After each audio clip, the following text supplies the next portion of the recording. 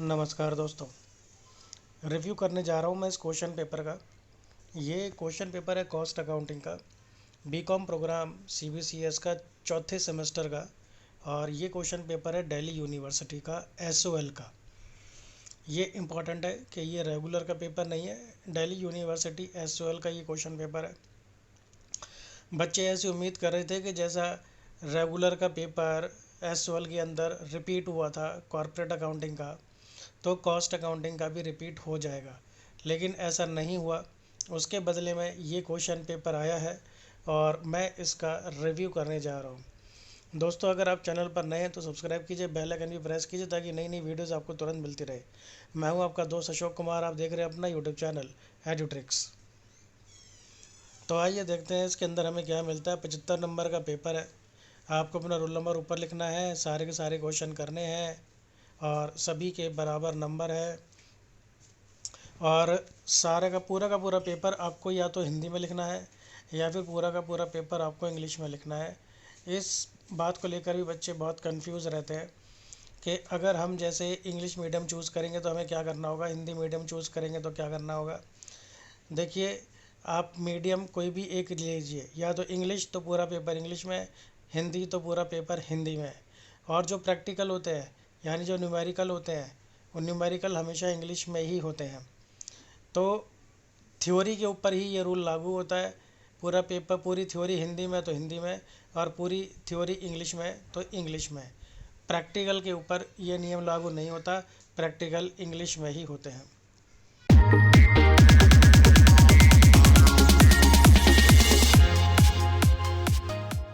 आइए देखते हैं भाई कि हमारे को क्या क्वेश्चन इसमें आए हैं। कॉस्ट अकाउंटिंग स्टैंडर्ड बोर्ड, ये बोर्ड होता है जो आपके कैश बनाता है, यानी कॉस्ट अकाउंटिंग स्टैंडर्ड्स बनाता है। तो ये आपसे पूछ रहा है कि CEASB was set up to formulate the cost accounting standards को बनाने के लिए इसको बनाया गया है। In the light of the same explain the role of CEASB। आपको इस बोर्ड के रोल बताने हैं। छोटा सा क्वेश्चन है, 5 नंबर का थ्योरी का है। एक पेज लिख दो, यानी एक साइड लिख दो एक शीट की, ज़्यादा इसमें समय लगाना नहीं है। इजी सा ही है हमारा क्वेश्चन है। बी में क्या आ रहा है भाई, ये जूम कोई कंपनी है, छोड़ो ये सब बकवास। और direct material, closing direct material, और क्या है, कैरीज इनवर्ड। मुझे ये कॉस्ट शीट का क्वेश्चन लग रहा है। Oil waste, rent factory, repair factory, office, cost sheet का क्वेश्चन है। Depreciation office, sale commission, advertising, carriage outward, admin, production. लंबा क्वेश्चन है भाई। पैकिंग कॉस्ट, पैकिंग एक्सपेंसेस, ये पैकिंग वाला जो क्वेश्चन है ना, ये इसके अंदर भी है, माहेश्वरी मित्तल के अंदर। Closing stock, finish good, director fees, काफ़ी कुछ डाल दिया पेपर में। 10 नंबर का दे दिया है, कंपनी ने 10,000 यूनिट बनाए हैं। जी हाँ, आपको कॉस्ट शीट बनानी है इसके अंदर। और जो प्रॉफिट है वो है टोटल कॉस्ट का 20%। तो जो आपका कॉक्स आता है, कॉस्ट ऑफ गुड सोल्ड, उसका 20% कर देना, तो वो आपका प्रॉफिट आ जाएगा। 10 नंबर के हिसाब से क्वेश्चन थोड़ा लेंथी है, लेकिन कोई बात नहीं, जिसको कॉस्ट शीट अच्छे से आती है वो उसको कर सकता है। थोड़ा सा मैं कहूँगा कि कॉस्ट शीट थोड़ी 2-4 आइटम कम कर देते भाई। बाकी कोई दिक्कत वाली बात नहीं है, एवरेज क्वेश्चन है, इजी क्वेश्चन है। लेंथ थोड़ी ज़्यादा है लेकिन इजी क्वेश्चन है, आराम से हो जाएगा, एक ही अटैम्प्ट के अंदर आंसर इसका आ जाएगा। फिर ये आपको हिंदी में दिया है, आगे देखते हैं हमारे पास क्या है। पहला क्वेश्चन 15 नंबर का हो गया है हमारा। अब आगे चॉइस होनी चाहिए, तो चॉइस आ गई। तो क्वेश्चन नंबर 1 की ही चॉइस है। ये आपको एक स्टेटमेंट दे दी है शायद। इसमें क्या कह रहा है, cost accounting system simply record cost fixing the sales prices has accomplish only a main part of mission. तो इस स्टेटमेंट को समझाते हुए आपको क्या करना है, कॉस्ट अकाउंटिंग के ऑब्जेक्टिव्स बताने हैं। तो ये भी इसी सा क्वेश्चन है जैसे इसका फर्स्ट पार्ट था। आगे चलते हैं। अब ये फिर से आपको क्या दे दिया, फिर मुझे सेम डाटा लग रहा है ये तो। अरे भाई, ये तो फिर से कॉस्ट शीट दे दी। मतलब आपको ऊपर भी कॉस्ट शीट दे दी है और आपको नीचे भी कॉस्ट शीट दे दी है। और देखो, टोटल यूनिट्स बनाए हैं 5,600 यूनिट। फर्म ने सेल कर दिए हैं 5,800 यूनिट। सेलिंग प्राइस दे दिया है 310 रुपये पर यूनिट का। थोड़ा सा घुमा दिया है, मतलब सिर्फ ऊपर वाले से अलग है, वो कोई बहुत ज़्यादा इसको टर्न नहीं किया है क्वेश्चन को, क्वेश्चन बहुत ज़्यादा स्विंग नहीं कर रहा है। इसके अंदर बस आपको निकालना पड़ेगा कि क्लोजिंग स्टॉक वगैरह कितना है, कितना माल प्रोड्यूस करा। तो ये क्लोजिंग स्टॉक कैलकुलेट करने के लिए दे रखा है, ऐसी खास बड़ी बात नहीं है। जितना भी आपके यूनिट सेल हुए हैं, उस यूनिट सोल्ड जब आप निकाल लोगे तो उसको भाई 310 रुपये से मल्टीप्लाई कर देना, ठीक है जी। और ये भी दे रखा है कि 5800 यूनिट सेल करे हैं, तो 5800 और 310 दोनों को आप मल्टीप्लाई कर दो, इससे आपको क्या मिल जाएगा, सेल।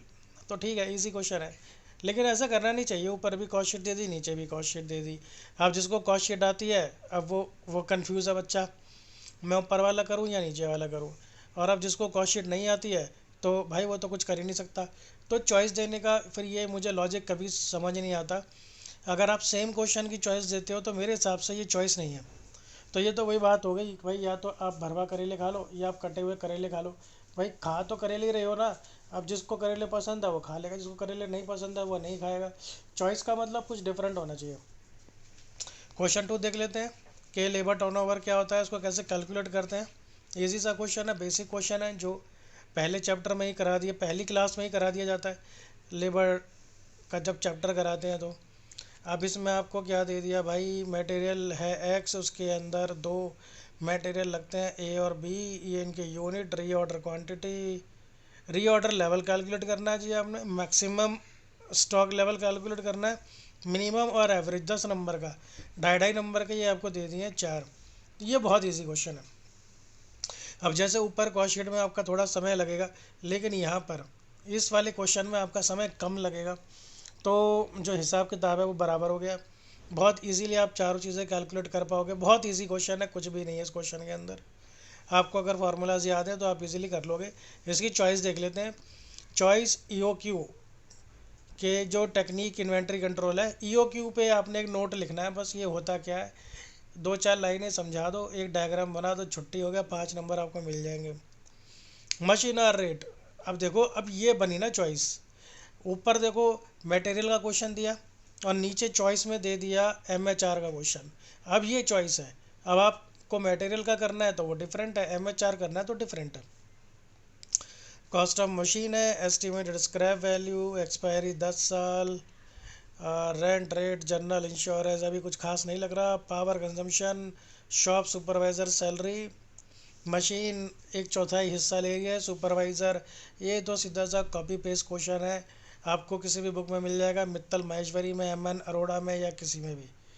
और अपना 1/5 टाइम डिवोट कर रहा है, 2200 घंटे और 200 जो है सेटअप टाइम में लग रहा है। और ठीक है भाई, तो बस ये थोड़ा एक अच्छा वाला क्वेश्चन है। ये प्रोडक्टिव नॉन प्रोडक्टिव वाला क्वेश्चन है, जिसके अंदर सेटिंग अप टाइम दे रखा होता है। तो एमएचआर का ये अच्छा वाला क्वेश्चन है, नॉर्मल क्वेश्चन नहीं है ये। यहाँ पर आपको एक पावर की जो है रेशो बनानी पड़ती है। 10 नंबर का ये क्वेश्चन है, सही क्वेश्चन है, इजी क्वेश्चन है। अगर आपने वो सेटिंग अप वाले क्वेश्चन कर रखे हैं 2 क्वेश्चन, तो ये आप आराम से कर जाओगे। जैसे कि सेटिंग अप टाइम जो है वो प्रोडक्टिव होता है और प्रोडक्टिव नहीं होता है, तो अगर आपने वो चीज़ कर रखी है तो ये इजी क्वेश्चन है आपके लिए। क्वेश्चन नंबर 3 आ गया, प्रोडक्ट पी है, और ये भाई 3 प्रोसेस से होके गुजर रहा है। प्रोसेस अकाउंट का ये क्वेश्चन है, इंफॉर्मेशन दे रखी है आपको, ये खर्चे हैं, और खर्चों के बाद 1000 यूनिट इंट्रोड्यूस करें 60 रुपये के हिसाब से। मुझे तो और कुछ खास दिख नहीं रहा इसमें। प्रोडक्शन ओवरहेड है, डायरेक्ट वेजेस के 100%, और ये इनका आउटपुट दे दिया, परसेंटेज दे दिया नॉर्मल लॉस का, और उसका स्क्रैप जिस रेट पर वो बिकेगा वो दे दिया है। तो बिल्कुल इजी क्वेश्चन है, कोई इसके अंदर ट्रिकी पॉइंट नहीं है, बिल्कुल नॉर्मल सा ये क्वेश्चन है। आपने प्रोसेस अकाउंट बनाना है, नॉर्मल लॉस अकाउंट, अब नॉर्मल लॉस अकाउंट बनाना है। इजी क्वेश्चन है, बहुत बढ़िया क्वेश्चन, जिसके अंदर कोई ट्रिकीनेस नहीं है, कोई ट्रिकी पॉइंट नहीं है, आप आराम से कर सकते हो बिल्कुल इजीली। और मेरे ख्याल से 15 नंबर का ही दे दिया इन्होंने पूरा का पूरा, तो लेंथ वाइज उसके नंबर भी सही हैं। चॉइस में देख लेते हैं। टाइम कीपिंग के आपको मेथड्स बताने, इजी सा है, अगर आपने एक बार भी पढ़ रखा होगा तो आप लिख दोगे। अब इसके अंदर ये ईओक्यू का क्वेश्चन है भाई, अगेन मटेरियल आ गया, देखो ऊपर भी मटेरियल का एक क्वेश्चन दिया था MH4 के साथ चॉइस में, और फिर से मटेरियल आ गया। कुछ भी ट्रिकी नहीं है, आपका जो एनुअल कंजम्पशन है 30,000 kg है, और जो परचेज प्राइस है 10 रुपये का, ऑर्डरिंग कॉस्ट है 150 रुपये, और स्टोरेज या होल्डिंग कॉस्ट है 20%। 20% आप कर दोगे किसका, 10 रुपये पर केजी का, तो 10 रुपये का 20% का 2 रुपये। 2 रुपये आपकी होल्डिंग कॉस्ट आ गई, EOQ निकाल दो, ऑर्डरिंग कॉस्ट निकाल दो, और एनी कैरिंग कॉस्ट है तो वो कैरिंग कॉस्ट निकाल दो, बस। कैरिंग कॉस्ट तो मैंने आपको बता ही दी, 2 रुपये। अब आप ये देखो 5 नंबर में ये दे दिया, बड़ा इजी क्वेश्चन था, मज़ा आ गया देख के। अब इसके साथ वाला चॉइस वाला भी सही बन जाए तो ये ट्रांसपोर्ट का क्वेश्चन लग रहा है मुझे। यस, अब ये गाड़ी वाला क्वेश्चन, बस वाला। भाई 50 पैसेंजर इसके अंदर बैठते हैं, 50 किलोमीटर का डिस्टेंस है। अच्छा, 5 नंबर का छोटा सा ही क्वेश्चन दे दिया, आपको कैलकुलेट करना है एक पैसेंजर किलोमीटर का कितना आ रहा है। ठीक है, एक पैसेंजर किलोमीटर कितना आएगा, बड़ा इजी क्वेश्चन है ये तो। देखिए फुल फ्लैज क्वेश्चन नहीं दिया आपको, 5 नंबर का छोटा सा क्वेश्चन दे दिया, गुड। चलिए यहाँ पर आप छोटे छोटे क्वेश्चन करके अच्छे नंबर ले सकते हैं। आगे चलते हैं, फिर हमारे पास आ गया ओमैक्स।